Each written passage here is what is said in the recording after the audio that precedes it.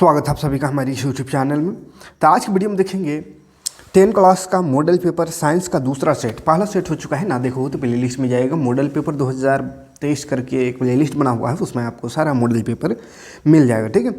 और chapter wise जो पढ़ा रहे हैं, मैथ साइंस रिविजन जो करा रहे हैं, 4-5 चैप्टर बाकी है। घबराइएगा नहीं, जल्द ही कंप्लीट करेंगे। थोड़ा सा कुछ प्रॉब्लम इसलिए वीडियो बोर्ड में नहीं बना पा रहे हैं, ठीक है। एक दिन और डिस्टर्ब रहेंगे, उसके बाद फिर जो भी बचा हुआ चैप्टर 4-5 चैप्टर है उसको कंप्लीट करा देंगे। तब तक के लिए मॉडल पेपर देखते रहते हैं। साइंस का देखिए दूसरा सेट है ये। दूसरा सेट का MCQ बहुविकल्पी प्रश्न देखेंगे, जो कि टिक लगाने वाला 40 क्वेश्चन रहने वाला है बोर्ड एग्जाम में। तो वही 40 क्वेश्चन को देखते हैं कैसे कैसे क्वेश्चन रहेगा, ठीक है। सबसे पहले फिजिक्स से क्वेश्चन रहेगा, 13 क्वेश्चन फिजिक्स से, 13 केमिस्ट्री से, बाकी बायोलॉजी से, ठीक है। तो देखिए पहला क्वेश्चन है, वाहनों में पार्श्व दृश्य दर्पण के रूप में किस दर्पण का उपयोग किया जाता है। तो वाहन में पीछे देखने के लिए, पार्श्व दृश्य यानी पीछे देखने के लिए कौन सा दर्पण का उपयोग कराया जाता है। तो उत्तल दर्पण का। और यही क्वेश्चन अगर रहे वाहन में अग्रदीप आगे हेडलाइट में कौन सा दर्पण रहता है, तो अवतल दर्पण हो जाएगा हेडलाइट में, ठीक है।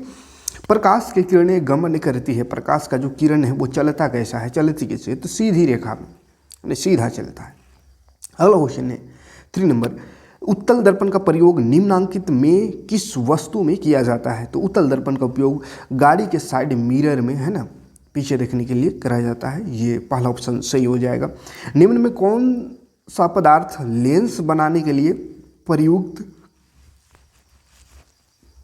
नहीं है। जल नहीं, क्या बोला, प्रयुक्त नहीं है ना। तो जल लेंस बन सकता है, कांच भी लेंस का काम कर सकता है, प्लास्टिक भी, लेकिन मिट्टी नहीं है ना, मिट्टी में प्रकाश पार ही नहीं होगा, तो लेंस कैसे बने। एक गोलीय दर्पण की वक्रता त्रिज्या अगर 20 सेंटीमीटर है तो फोकस दूरी क्या होगा। तो F फॉर्मूला होता है R/2, त्रिज्या का आधा। तो F R/2, तो R है 20, तो 20/2, 20/2 काटेंगे तो 2 × 20, 10 हो जाएगा आंसर, ठीक है। अवतल लेंस द्वारा किसी वस्तु का हमेशा किस प्रकार का प्रतिबिंब बनता है। तो अवतल लेंस से आभासी प्रतिबिंब हमेशा बनता है ना। किसी बिंब का अवतल दर्पण द्वारा बने प्रतिबिंब आभासी, सीधा तथा बड़े बिंब से बड़ा पाया जाता है। तो वस्तु की स्थिति कहाँ होनी चाहिए। तो वस्तु का स्थिति जो है, देखिए क्या है, इसका इमेज जो है अवतल दर्पण रखा गया है, तो उसका इमेज बन रहा है आभासी। तो आभासी के साथ सीधा जुटेगा तथा बीम से बड़ा बन रहा है। तो ये दर्पण के ध्रुव तथा फोकस के बीच वस्तु को रखा गया होगा, तब ऐसा प्रतिबिंब बन रहा है। आंखों के रंगीन भाग को आइरिस कहते हैं, ठीक है। दूसरा ऑप्शन हो जाएगा। सामान्य नेत्र के निकट बिंदु 25 सेंटीमीटर है। और बोलता है दूर बिंदु, तो दूर बिंदु इसका हो जाएगा अनंत दूरी, है ना।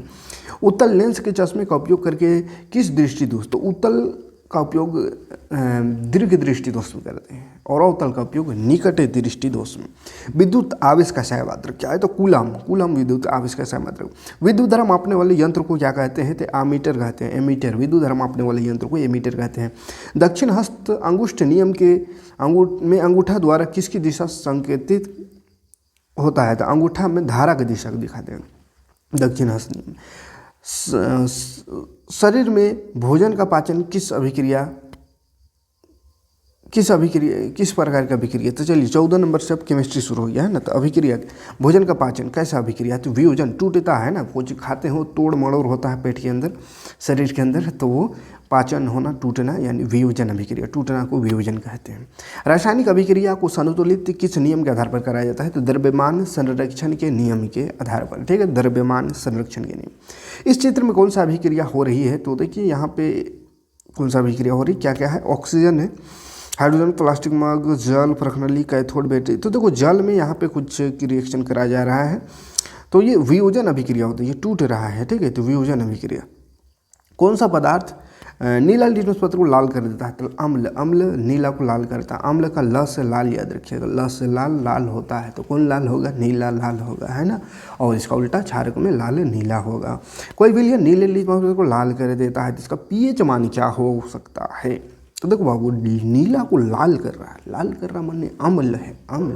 तो अम्ल का pH मान 7 से कम होता है, 7 से कम है ये तीसरा ऑप्शन में 2, तो 2 आंसर हो जाएगा। प्लास्टर ऑफ पेरिस का रासायनिक सूत्र कैल्शियम सल्फेट अर्धहाइड्रेट होता है, इसका नाम तो इसका सूत्र हो जाएगा CaSO4 ½ H2O। उदासीन विलयन का पीएच मान, उदासीन 7 के बराबर होता है, 7 से ज़्यादा हो तो क्षारक, 7 से कम हो तो अम्ल, 7 के बराबर हो तो उदासीन। खट्टे फल में कौन सा अम्ल पाया जाता है? सिट्रिक अम्ल। कौन सा? सिट्रिक। सेनाबार किसका अयस्क है? तो पारा का अयस्क है। सेनाबार पारा का अयस्क है। कौन सा धातु कमरे के ताप पर द्रव अवस्था में पाया जाता है? तो वही पारा। पारा जो है धातु है और वो कमरे के ताप पर रखेंगे तो ये द्रव अवस्था में पाया जाता है। यही बोलता अगर कौन सा अधातु कमरे के ताप पर द्रव अवस्था में पाया जाता है? तो ब्रोमीन होता है। ठीक है। खनिजों से संबंधित अशुद्धियों के सामूहिक रूप को गैंग कहते हैं। खनिज में जो भी अशुद्धि रहता है उसको गैंग कहते हैं। ब्यूटेनोन चतुर कार्बन यौगिक है जिसका प्रकार्यात्मक समूह क्या है? तो ब्यूटेनोन आ रहा है, तो कीटोन का ये समूह है, कीटोन। आधुनिक आवर्त सारणी के अनुसार तत्वों के गुण आवर्त फलन होते हैं। तो परमाणु संख्या के, है ना, ये कुत्ता काहे को परेशान कर रहा है। स्वपोषी पोषण के लिए आवश्यक है, क्या आवश्यक है? तो क्लोरोफिल जरूरी है, कार्बन डाइऑक्साइड, जल भी जरूरी है, पोषक प्रकाश भी। तो इनमें से सभी हो जाएगा आंसर। वसा के पाचन के लिए कौन सा एंजाइम उत्तरदायी है? तो वसा का पाचन के लिए लाइपेज उत्तरदायी है, लाइपेज। श्वसन प्रक्रिया में ग्लूकोज का पायरुवेट टूटना कहाँ होता है? तो माइटोकॉन्ड्रिया में होता है। शरीर का प्रमुख समन्वय केंद्र क्या है? मस्तिष्क है, मस्तिष्क समन्वय केंद्र। 31 नंबर, थायरोक्सिन के स्राव में कौन सा तत्व आवश्यक है? तो थायरोक्सिन के स्राव के लिए आयोडीन आवश्यक है, इसलिए आयोडीन की कमी से थायराइड ग्रंथि में दिक्कत हो जाता है और थायराइड बीमारी होता है, गैंगटर, गोहेंगा रोग सब हो जाता है।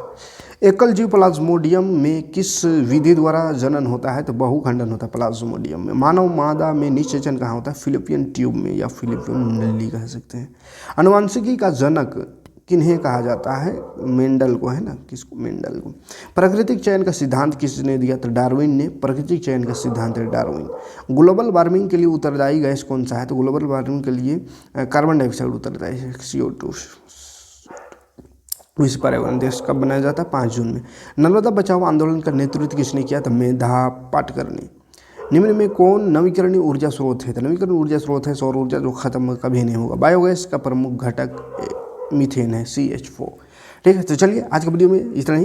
MCQ पूरा कंप्लीट करा दिए। नेक्स्ट वीडियो में आते हैं इसका सब्जेक्ट लेकर और बाकी सब्जेक्ट का मॉडल पेपर लेकर। चैनल में नहीं हो तो जुड़ जाइएगा। यहाँ पे आपको फ्री ऑफ कॉस्ट 6 से 10 पूरा एग्जाम की तैयारी और पूरा चैप्टर वाइज क्लास कराया जाता है, मैथ और साइंस का। ठीक है, मिलते हैं नेक्स्ट वीडियो में नेक्स्ट चैप्टर लेकर, नेक्स्ट कोई वीडियो लेकर। Thanks for watching. जय हिंद, शुक्रिया।